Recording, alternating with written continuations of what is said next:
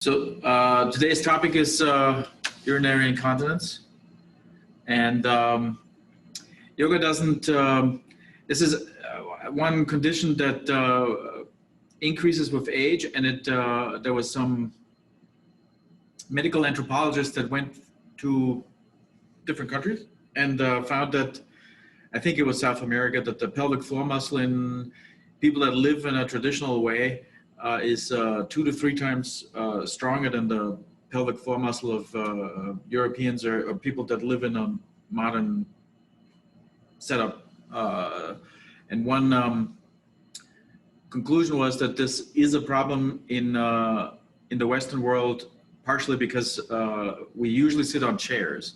So the pelvic floor muscle is completely relaxed. All these muscles have to work a little bit. Also, uneven surfaces, I've heard, have something to do with this. The muscles between your hip joints are constantly working a little bit if they're on uneven ground, but they're completely relaxed when we have completely even surfaces and so forth. I mean, they work a little bit, but not as hard as in a unpredictable or non-flat environment. And when people sit on the floor and have to get up, they typically don't develop incontinence. Another explanation is that people in South America, people that live traditionally, just don't get as old. This is a condition that is pretty normal, is fairly common as people get older. So when medical anthropologists go to other countries, they find stronger pelvic floor muscles, and they don't find people that have problems with pelvic floor dysfunction, probably because the population is just younger and so forth. I mean, in India, the average life expectancy now is 70.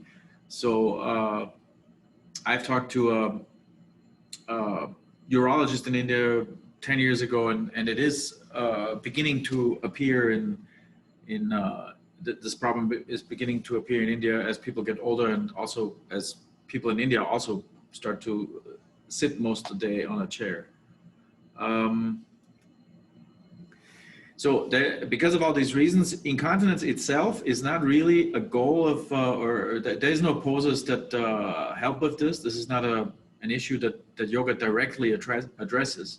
But there is, in yoga therapy, in the class that I took in India this February, it was an issue, and there was mostly a change in routine, nutritional changes, and there's a couple poses that you can do to address the issue. There's one breathing exercise which we maybe Chris was in the class. I think there's a breathing exercise where you basically do the Kegel exercise while you're breathing completely normally, and the Kegel exercise is supposed to be done quickly.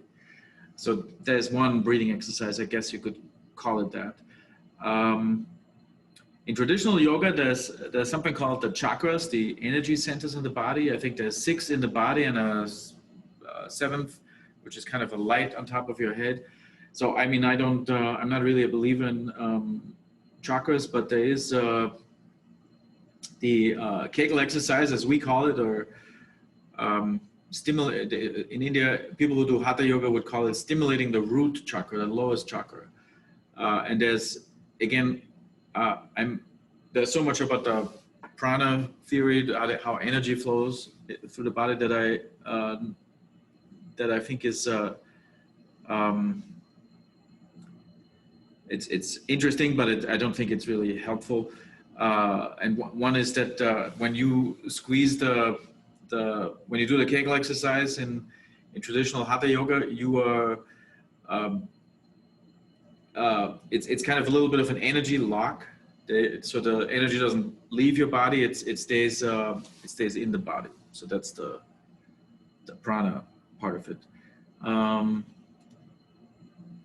So also, so far I've only talked about stress incontinence. That's the incontinence that's caused by just a weakening of the muscle, which is fairly common when people get older. There's also something called urge incontinence, which is usually manifests itself in a sudden urge, and that is mostly in women, mostly triggered by hormonal changes. However, although urgent incontinence has different causes, it can both be kind of treated with the Kegel exercise. So basically, even though the cause is hormonal, the treatment can be strengthening of the pelvic floor muscle. If the pelvic floor muscle is strong, you can basically handle some hormonal changes that affect the bladder. So there's nothing in yoga for urgent incontinence. It's more the Kegel exercise incorporated into some poses, and some routine changes. But urgent incontinence is not directly treated in yoga therapy. What's interesting, but you can overcome hormonal disadvantages with the Kegel exercise, with strengthening the muscle. What's interesting about the pelvic floor muscle is it's the only muscle in the body that is not one or the other. There's two structures of muscles. The biceps, you can contract your biceps at will.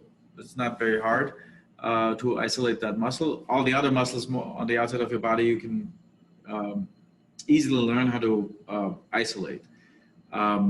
The muscles inside your body are a different structure. They move involuntarily. You can't tell your large intestine to contract. It basically moves automatically without you doing anything. And this is the only muscle in the body that has both elements of the muscle. So although this muscle moves automatically when you go to the bathroom, it can be trained to. You can train yourself to control the muscle. What to do here? Yeah, I don't know how you got on the first. When you were at your house. I was trying my best. What did you do?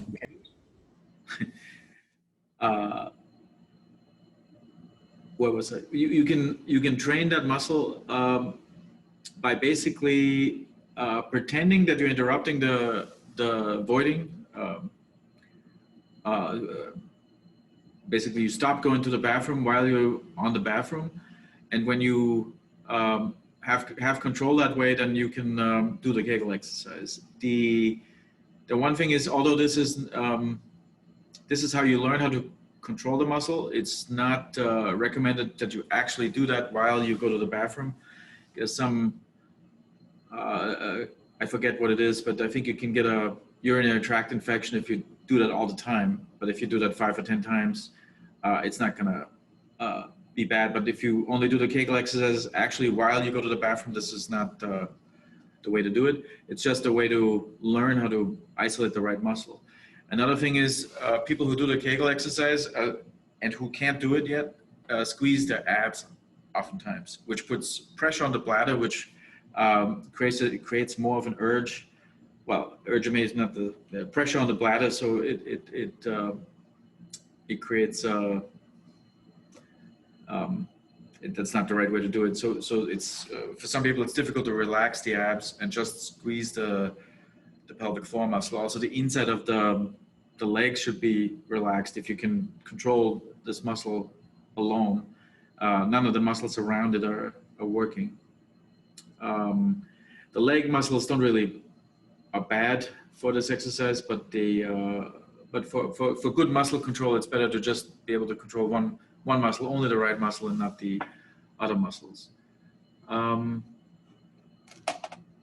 That's kind of interesting about this muscle, is that it is kind of a halfway thing.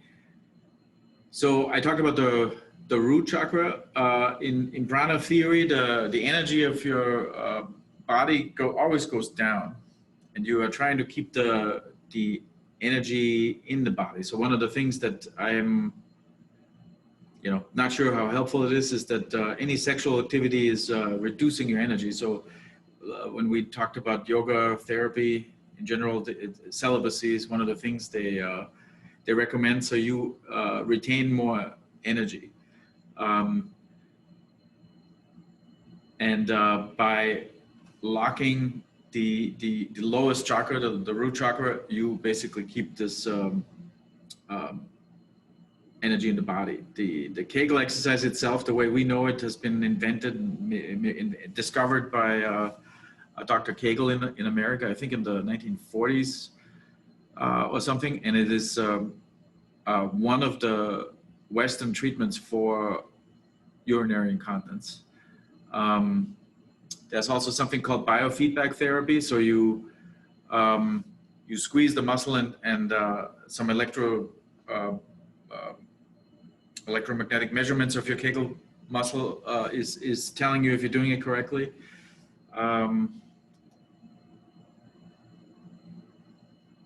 So there's different treatment types.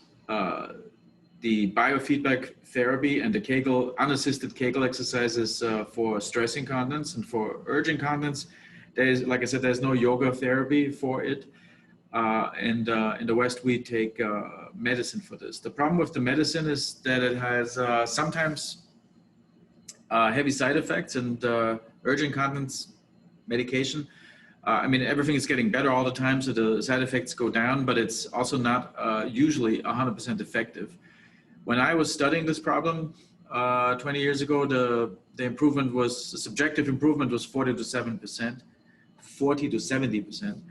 and many women had reported suffering from side effects. So actually, more than half of the people who were prescribed the medication didn't take it a year later because of the side effects. So the behavioral stuff and the little bit of yoga that we're going to talk later about, so can be used by people who suffer from urge incontinence to manage or improve the condition. And for stress incontinence that's caused by pelvic floor weakness, there is these are the main treatment options. So there's the normal Kegel exercise where you just learn to squeeze the correct muscle and release the correct muscle. There's different things you can do. You can try to squeeze for a long time with a long break, and then again or quickly, etc. There's also Kegel exercises. These are sometimes different devices where there's some kind of a resistance setting. The most popular assisted Kegel exercise is Kegel weights, and unfortunately there's a lot of sex toy manufacturers that got into this business, and those are usually made of colored silicone. So there's several problems with these products, with Kegel exercises or the Kegel weights made out of silicone. The first one is that almost all of these companies say that the Kegel exerciser is made from medical grade silicone, which is true, but medical grade silicone actually doesn't hold color very well. So when you smell the weights, they have a slight chemical smell because the color in the weight is it doesn't hold the chemicals that are in the paint perfectly. So the problem with this is the FDA doesn't review sex toys. So some of these sex toy manufacturers got into this business and are selling things that may not be safe to keep inside for a while. Most of the sex toys are only used for a few minutes, so using colored silicone is not a big deal. The more medical Kegel exercises, they sometimes look the same, but they would have a hard plastic surface that doesn't smell. The second disadvantage with the Kegel weights that are made by sex toy companies is that the silicone is actually not a super smooth surface. So the skin, when you slide these weights over the skin, they kind of grabbing the skin a little bit, and that is also pointless because you want something that is kind of like this surface. This table is completely smooth, and you can't your skin or your muscle will have to do more work to hold on to it. And I apologize, I should have said all of these Kegel weights that I'm talking about right now are basically inserted like a tampon while you're standing. So in the shower or something, these things are inserted. So if the surface of the silicone is not completely smooth, they will just grab onto the skin kind of, and the muscle won't have to do any work because it's just kind of grabbed onto the skin a little bit. So all of the medical options in this area are not made from silicone that's colored, and have a hard ABS plastic. It doesn't have to be ABS plastic, but just not silicone. There's other devices too. I was involved with a company like this that used a device that was also using silicone, but it wasn't covered. But basically, you had the original biofeedback device is a sensor that has air in it, and the primary goal of this sensor was just to measure if you are moving the correct muscle. But the secondary purpose is that when there's a pump attached to this area, once it's in the right spot, that you could set a resistance. So you have resistance Kegel exercises. Those are the two main options for assisted Kegel exercises. And then the unassisted we already mentioned, where you just squeeze this. So especially for people who can't do the unassisted correctly, a Kegel exerciser wouldn't be a bad idea to learn how to contract the correct muscle. And then I think it might be a little more effective to have an assisted Kegel exerciser. But the research is that there's just a small difference. If you do a Kegel exercise without any help, you're here, and if you use the device, it's here. I mean, these are averages. This doesn't mean it's for everybody. For some people, the devices might be more helpful, and for some people, it makes no difference. Biofeedback therapy, I kind of talked about. That's more just identifying the correct muscle. So there's no resistance here. It's not a Kegel exerciser that is adjustable in resistance. And that's usually done with two things that are attached to the skin that kind of measure if your muscles are moving or not, and how much they're moving. Then medication, that's only for urge incontinence. So from a yoga therapy perspective, I said with mental health, I wouldn't, in India, in yoga therapy, people keep saying you should always get off medication, whatever you can. Since incontinence is not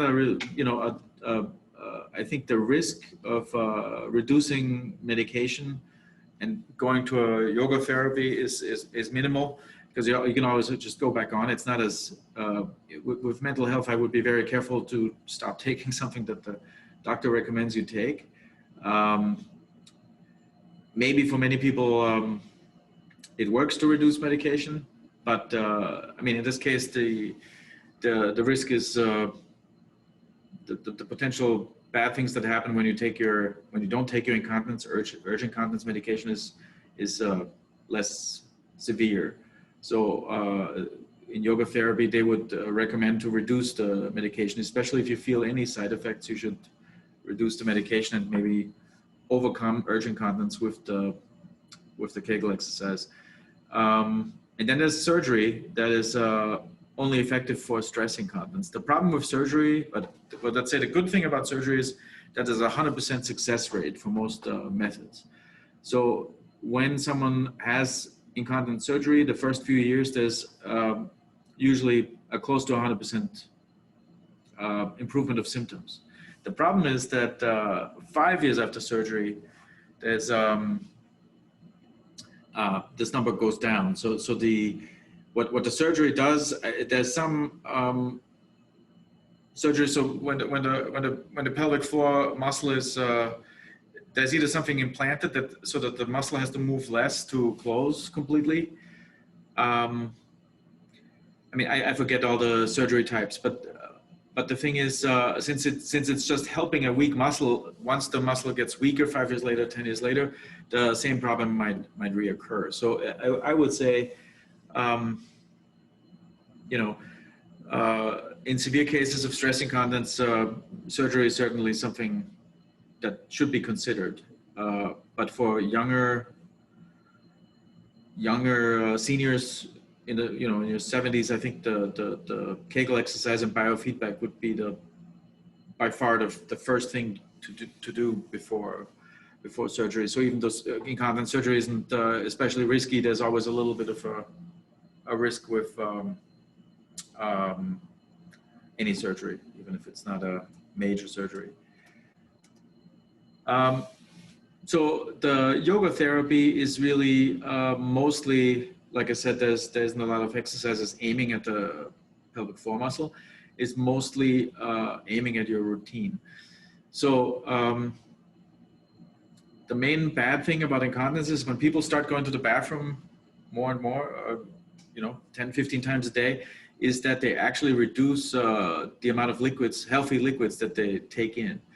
So like I said, with the weight management, there should be a decent amount of water be consumed between meals, not right before and right after, for other reasons that have nothing to do with incontinence. The digestive fluids are diluted, or the water is messing with the digestion. But between meals, there should be no reduction in the amount of liquids that are taken. Because the body needs liquids, the liver needs water to do its thing. So all of your body function would suffer if you reduce intake of liquid. You basically turning a small problem. I mean, it's not really a big medical problem if you go to the bathroom 15 times, but you would basically make this problem, this small problem with incontinence, into a larger problem, maybe with liver function, etc. But things to avoid are anything that contains caffeine or any kind of other food that has a laxative effect. So caffeine is the main one. Coffee, black tea has a lot of it has less caffeine than coffee, but still quite a bit. Any kind of soft drink that has caffeine. I think the worst one is Mountain Dew for some reason. Also Red Bull, all these drinks have caffeine. Also decaffeinated coffee has caffeine. It's very difficult to get all the caffeine out of the coffee. So when coffee that has a lot of caffeine is decaffeinated, there's still some caffeine in there. It's not very much, mostly around 10%, but you still get caffeine from decaffeinated coffee. Another thing that I don't think I have in the slides is that vitamin C is kind of bad for the bladder. And I mean, not normal vitamin C. Normal vitamin C, there's no problem. But sometimes multivitamins are packed with vitamin C. So let's say you have a pretty healthy diet. You already get maybe more vitamin C than you need. And because you take a multivitamin for whatever reason, and then I would check if how much vitamin C is in there, and maybe find a replacement that has either very little vitamin C or none of it in there. Because vitamin C is changing the pH value of urine. The bladder lining is attacked by is suffering from the wrong pH value. So when you have 2 or 3 times what you need in vitamin C, it gets just flushed out. When vitamin D is getting flushed out, it has no impact on all the other vitamins. Don't do that, but just vitamin C is kind of bad for the lining of the bladder. So if you take maybe 2 or 3 different multivitamins and they all have vitamin C plus something like fish oil or I don't know, something in it, then it all adds up to maybe 2 or 3 times what you need, and that would then what doesn't get absorbed gets flushed out and sits in your bladder for a while, and actually over time messes with the lining of the bladder. And then of course I think I also said that with the recommended yogic routine, that it's best to stop drinking water before you go to bed. So that's the one time a day when reducing liquid intake is helpful.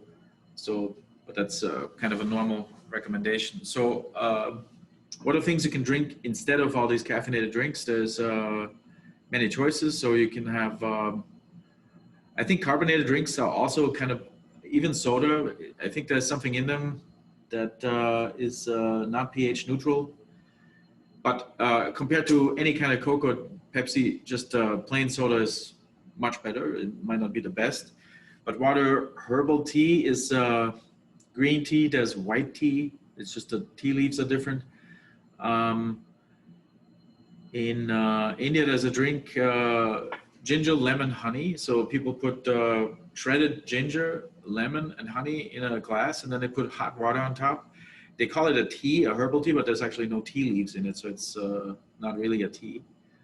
Ginger, lemon, honey. There's something called lemonana, which is very good. There's it's just shredded mint leaves. It's a little bit bitter, so most people put sugar in it, but that would sugar is bad for you in other ways. But if you need something to replace these things and you are suffering from incontinence, then lemonana, lemon, and I don't know why it's called lemonana, but lemon and mint and sugar, and then cold water is a drink that doesn't have anything bad in it in terms of incontinence. Yeah, so I think that's, I feel like there was something else. Maybe it will come back to me later. Like I said in the beginning, the causes for incontinence are manifold, and they're mostly having to do with us getting older and us doing things that are not ideal for the pelvic floor. So the people in this medical anthropologist found didn't do the Kegel exercise because they didn't have to. They did so many things every day that were good for the pelvic floor that indirectly stimulated the pelvic floor, that there was no direct exercise needed. And so one of the things that they found is very good for the pelvic floor is if you sit on the floor. So traditional families that live traditionally in India always eat on the floor, sit on the floor, and they constantly get up and down from the floor just because there's no chairs. And even upper middle class or middle class Indians that have a dinner table with chairs will oftentimes, when they're comfortable and they don't have guests, sit in the kitchen on the floor and eat on the floor. So we don't do that, and I'm not suggesting you get rid of your dinner table, but just that the muscles between the hip joints kind of have to work indirectly a little bit every time you get up and down. So yard work, I mean, if you have a raised bed, that is not true, but if you're kind of half squatting a little bit, you do that all the time. When you lean forward or reach for the floor standing, your pelvic floor also has to indirectly work a little bit. I also read that biking is quite good for the pelvic floor. It's not good for other things, but for the pelvic floor, biking is good. You're leaning forward and your knees go up and down. So your pelvic floor is kind of micro-adjusting things constantly.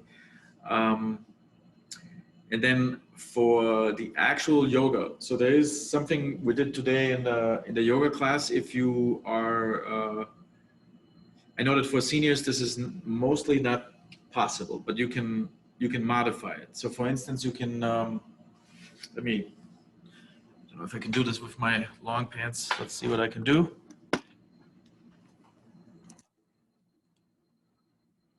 So Malasana is a yoga pose where you go into your knees. The knees and the feet point to the outside like this.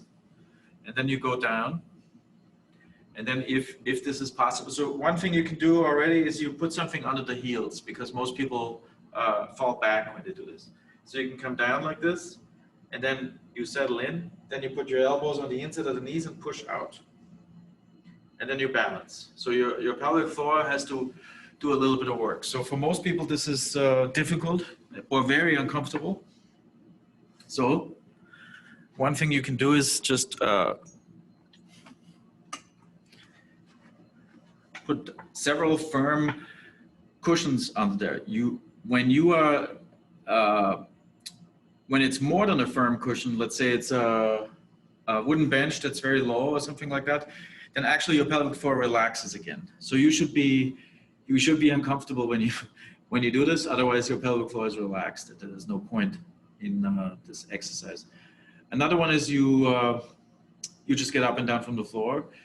That is also an indirect exercise. So, and also, excuse me, the indirect exercise is not as effective as the direct Kegel exercise, but if you do a lot of yard work or squat or do Malasana, the name of this pose, a lot, there's some activity in the pelvic floor. Then maybe let me show you one more option you can do on your back.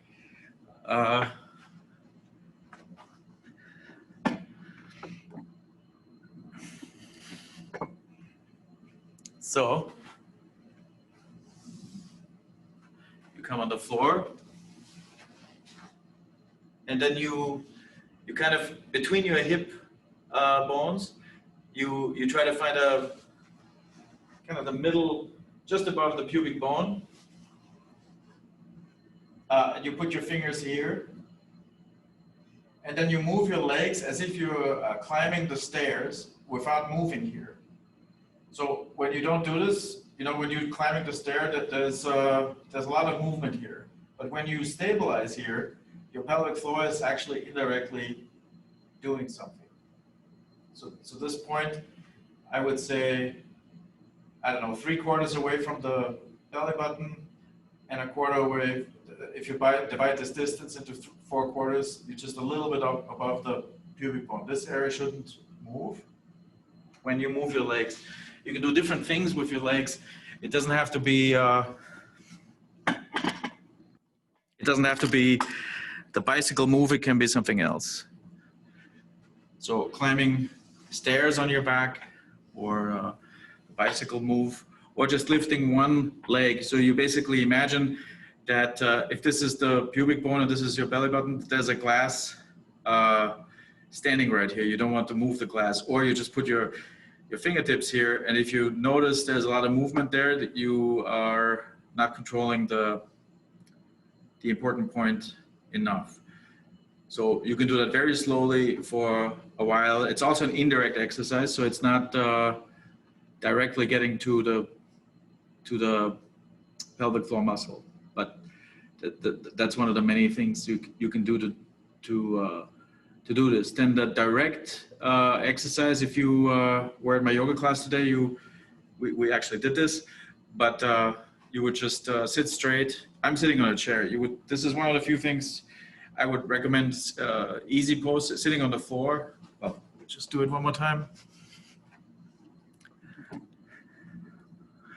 So you would sit like this.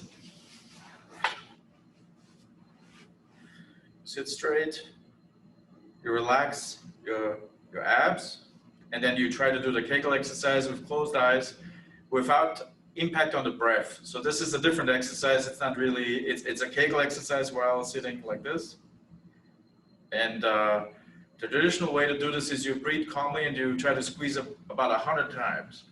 So let's say you're not used to this exercise, then just do as many as you can, as slow as you can. It doesn't really matter if it's fast or slow, but to do this is you squeeze 108 times while breathing calmly. And that's considered a breathing exercise, because your breath is,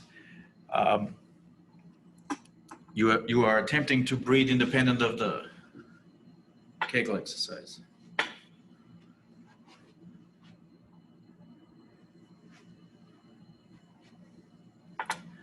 I think that's it. Do you have any questions? 20 years ago, my PhD was on the mental health effects of incontinence surgery on the patient. So I was studying how people would improve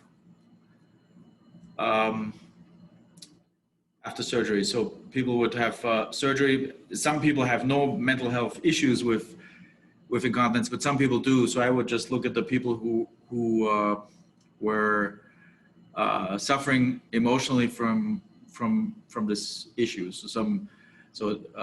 And then see how they would improve afterwards, or to predict the changes. So 20 years ago, I started this. It wasn't the main point. The condition wasn't the main point. It was something else, but I had to know a little bit about the condition.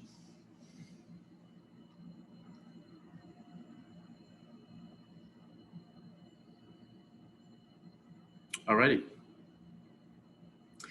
Next time is a little different. I think Chris asked, so somebody asked if this is a doing class. So normally it's not a doing class. I'm just going through my notes and maybe add a little bit from my last trip. Next time, the next 2 classes are about lung health. So since pranayama is a huge part of yoga, and we'll probably go through there's a master sequence. If you do it in one sitting, it takes an hour and a half. It can be shortened a little bit, but basically it's a very long breathing sequence. So I will go through each of the elements, the 7 elements, I believe. And they can be done out of order. Well, I mean, I usually do them in order, but you can skip something. So you don't do part 7 instead of, and then part 1, you would do 1 and then 7, or 3 and then 4, or something like this. So for the next class, I think we'll do a little bit. I mean, if you want to, you can participate for maybe a minute or 2. So we won't do an hour and a half of breathing exercises, but I will spend more time talking about the breathing exercises, what they're supposed to do and how they're doing it. And then you can participate for a minute, maybe 2 minutes at the most in the practicing it. And then maybe you have a question or not. Yes. So that will be, since that's a big part of yoga, there will be 2 classes, Wednesday and Friday. Okie dokie. Thank you. Christoph. Yeah. See you guys. Is that Sue? It, Hi, Sue. yes, yes, it was. Very See you good. Wednesday. Yeah. See you Wednesday.